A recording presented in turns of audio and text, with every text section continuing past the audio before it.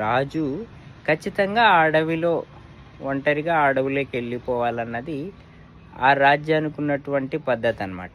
అలా అయితేనే ఆ రాజ్యం సుభిక్షంగా ఉంటుంది అన్నది ఆ రాజ్యం యొక్క పద్ధతి. ఇకపోతే ఒక రాజు తెలివైన వాడు అన్నారు.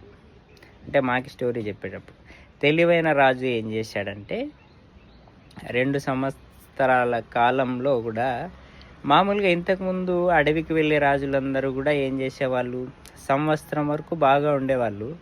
సంవత్సరం తర్వాత భయంతో, దిగులుతో, అంటే ఇంక 2 సంవత్సరాలు ఉంటే మేము ఆ అడవిలోకి వెళ్ళిపోతాము అనే భయంతో భోజనం సరిగ్గా చేసేవాళ్ళు కాదు. పోయేటప్పుడు బాధగా వెళ్ళేవాళ్ళు అనమాట అడవిలోకి. అంటే ఏం జరుగుతుందో తెలియదు ఆ అడవిలోకి వెళ్ళిన తర్వాత.